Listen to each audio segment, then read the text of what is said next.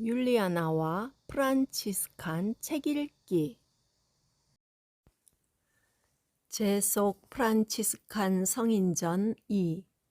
우리 시대를 위한 여인, 헝가리의 엘리사벳 성녀, 권숙의 히아친타 OFS 편역, 한국 제속 프란치스코회 출판부. 11장 사랑하는 이의 유골. 루드비히의 십자군 원정에 동행했던 기사들은 바다에 머무른 지 얼마 되지 않아 전령을 통해서 그의 죽음을 알게 되었다. 그들은 자신들의 맹세를 지키려 성지로 계속 진군하기 전에 되돌아와서 주군을 임시로 매장한 뒤 지도자인 프레데릭 황제 없이 나아갔다. 1227년 9월 29일 황제가 진격을 계속 미루자 화가 난 그레고리오 9세 교황이 황제를 파문시켰던 것이다. 프레데릭은 1228년 6월 28일에야 교황의 호감을 다시 얻어 동쪽을 향해 떠났다. 이슬람 교도들이 크리스천의 방문을 금지하지 않았기에 루드비히의 신하들은 집으로 돌아가기 전에 여러 성지들을 보고 만족하였을 것이다. 그들은 오트란토에서 육지에 오르자 루드비히의 임시 매장지에서 유해를 발굴해서는 튜링겐으로의 길고 슬픈 여정을 시작하였다. 그들은 유골을 작은 상자들에 넣어 당나귀에 싣고 줄로 묶고 맨 위에는 보석이 박힌 은 십자가를 얹었다. 매일 여정이 끝나면 밤에 가까운 성당에서 멈추었고 사제와 신자들은 그 유골 앞에서 철야를 했다. 아침에는 사제들이 미사를 드리고 충성스런 기사들은 루드비히의 영혼을 위해 기도하였다. 그들이 밤베르크에 도착한 것은 아마 1228년 3월 어느 날이었을 것이다. 에크베르트 주교가 그들의 도착 소식을 듣고 포텐스타인 성에 있는 엘리사벳에게 전가를 보내 그녀는 풀려나서 밤베르크로 가서 남편의 유골을 맞이할 수 있었다. 주교는 많은 성직자들, 수도자들, 그 시의 귀족들과 함께 그의 유골을 싣고 돌아오는 기사들을 맞이하는 행렬에 참여했다. 그들은 성가를 부르며 성당으로 향했다.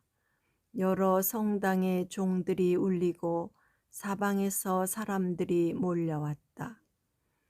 루드비히의 신하들은 성당 안에 엘리사벳이 와 있는 것을 보고는 놀랐다. 집에서 너무 먼 곳이라 그녀를 볼 수 있으리라고 예상하지 못했던 것이다. 행렬은 로마네스크식 정문을 통해 성당 안으로 계속 나아갔다. 제대 앞에서 상자들을 열고 뼈를 싸고 있던 천을 펼쳤다. 모여있던 사람들이 연도를 바치려고 준비하고 있는 동안 일어난 일을 이젠 투르드는 생생하게 기억하고 있었다. 그날 성당 안에 있었던 사람은 아무도 그것을 잊을 수 없었을 것이다. 엘리사벳이 남편의 뼈 곁에 무릎을 꿇고 울면서 큰 소리로 기도하기 시작했다. 주님, 제가 그토록 갈망했던 제 남편의 뼈로 저를 자비로이 위로해 주심에 감사드리나이다. 그이에 대한 저의 사랑이 비록 크지만 사랑하는 이와 제가 성지의 해방을 위해 당신께 바친 희생을 아까워하지 않음을 당신은 아시나이다.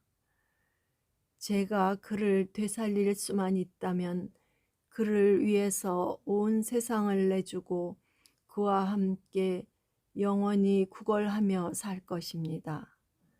그러나 그것이 당신의 뜻에 어긋나는 것이라면 겨우 머리카락 하나로 그를 구할 수 있다 하더라도 저는 그의 생명을 돌려주길 원치 않음을 당신께서 증거해 주시길 청하나이다. 이제 저는 제 자신과 그 일을 당신의 은총에 의탁합니다. 저희에 대한 당신의 뜻을 이루소서. 그녀의 말을 들은 사람들은 다시 한번 그녀의 두 겹의 충절을 목격했다. 이제 사랑하는 이가 하느님께 되돌아갔으니 그에게 여전히 속할 수 있는 방법은 함께 희생의 일치 안에서 주님께 자신을 온전히 바치는 것이었다. 그녀는 겨우 20살이었다. 과거 그녀의 꿈은 가난의 삶, 더 나아가 구걸하는 삶이 소망이었지만 그래도 남편과 함께하는 것이었다. 그동안 그는 그녀가 포기하고 하느님께 돌려드리기 힘들었던 존재였다. 그는 그녀가 아까워 내놓고 싶지 않은 유혹을 느꼈을지 모르는 존재였다. 그러나 이제 그녀는 자신에 대한 하느님의 뜻으로서 희생을 받아들였다고 진심을 이야기하고 있다. 이 말을 들은 주교조차도 엘리사벳은 이렇게 큰 사랑을 한 후이며 이런 큰 믿음을 가지고 있어서 결코 재혼하지는 않을 것이라는 것을 이해하게 되었을 것이다. 성당 안의 예식이 끝나자 엘리사벳은 남편의 충성스런 부하들을 정성껏 맞아주었다. 그녀는 근처 초원에 마련된 그들의 진영으로 함께 가서 주변에 모여든 이들과 함께 앉았다. 그녀는 자신의 미래는 자신이 지금 말하는 데 달려 있다는 것을 알았다. 그녀는 그들에게 온화하게 말을 시작하며 자신이 당한 온갖 모욕도 빠뜨리지 않고 일어난 모든 일을 말하고 의심할 바 없이 끝으로 주교가 자신에게 한 일을 말했다. 에크베르트 주교의 얼굴은 불편해 보이기 시작했다. 엘리사벳은 이 봉신들의 완전한 지지를 얻었으며 주교와 하인리히 백작 두 사람 사이에는 어두운 표정이 교차되었다. 기사들과 의논하고 그들이 그녀의 재산을 돌보아 주겠다는 확답을 듣고 나서 주교는 그녀를 그들의 보호하에 맡겼다. 아니면 연대기 작가들이 공손하게 이렇게 표현한 것이었다. 이제 자유의 몸이 된 엘리사벳은 남편의 유고를 따라 고향 튀링겐으로 가서 지극히 장엄한 의식 가운데 그를 라인하르츠부른 수도원에 묻었다.